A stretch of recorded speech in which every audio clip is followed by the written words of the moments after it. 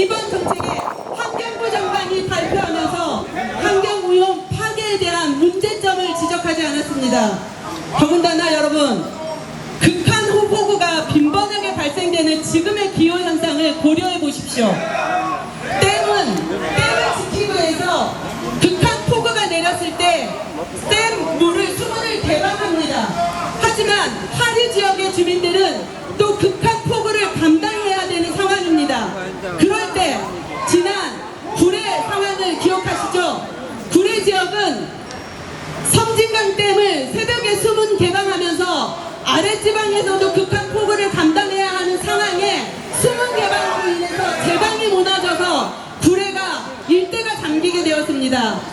아직도 수많은 가족들이 집으로 돌아가지 못하고 수해 피해가 복구되지 않은 상황입니다.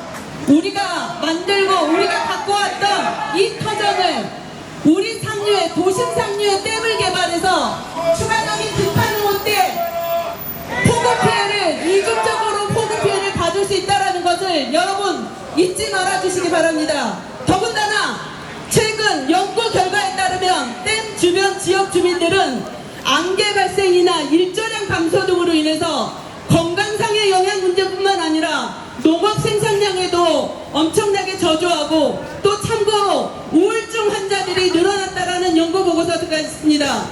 뿐만 아니라 지난 문재인 정부에서는 물환경관리위원회에서는 앞으로 댐을 추가적인 댐을 만들지 않겠다. 그리고 국토부에서 환경부에서 무엇을 할 거냐? 바로 노후된 댐을 다시 시설을 정비하고 안전을 정비해서 국민들의 안전을 최우선으로 삼겠다라고 하였습니다. 하지만 현 윤석열 정부는 여러분들의 안전을 담보하지 못하는 추가적인 댐을 전국 14곳에다 만들겠다라고 하는 취지입니다.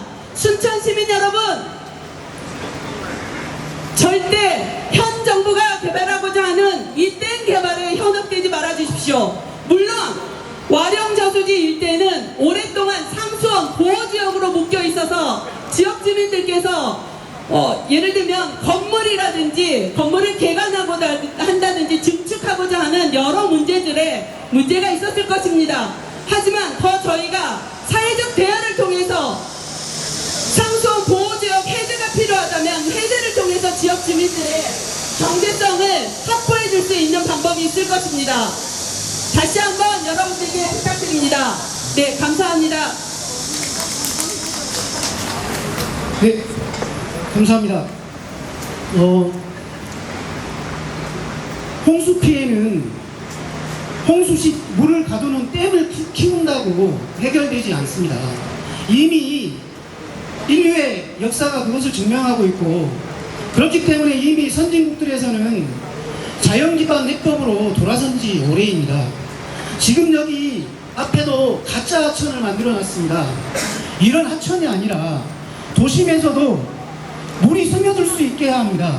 그런데 모두 다 콘크리트와 아스팔트로 덮여 있기 때문에 물이 급속하게 하천으로 모이고, 그러다 보니까 하천이 범람하고 홍수 피해가 나는 겁니다.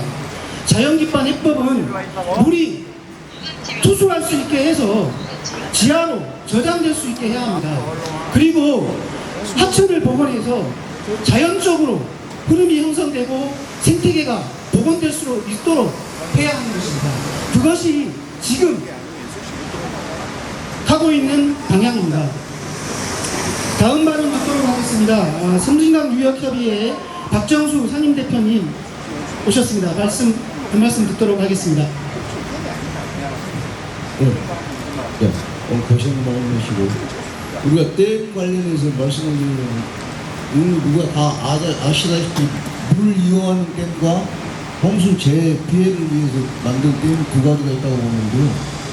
저희 선진강 유역권에서는 항상 우리가 우리 지역에서 이런 갈등이 일어나고 있는 것을 현실에 좀 살피고 있습니다. 물은 선진강 댐을 가둬놓고 전부 다른 유역으로 다 가버리고, 우리는 항상 이렇게 홍수 피해는 우리가 다 보고, 이런 부분에서 굉장히 불합리하고, 현실적으로 정부에서는 좀 이 물용법을 좀 개정해서 차단, 댐 주변에 있는 물값을 좀 내려주고 물을 필요로 한 데서는 당연히 비싸게 가져가야 한다고 봅니다. 그런 의미에서 그러고 차등제를 줘야 하지 않겠느냐 이렇게 생각합니다. 항상 우리 동북권은 피해를 보고 있다는 거. 왜 우리가 물을 전부 저쪽으로 주면서 우리는 갈수기 때 물 한 방울 쓰지를 못하고 홍수 때는 또 몽땅 내려보내서 우리가 피해를 보고 이런 게 좀 불합리합니다. 그래서 이번 기회에 좀 그런 것도 좀 개정해야 하지 않겠냐 생각됩니다. 또 그다음 물 확보에 대해서 물을 필요한 지역이 물을 확보하는데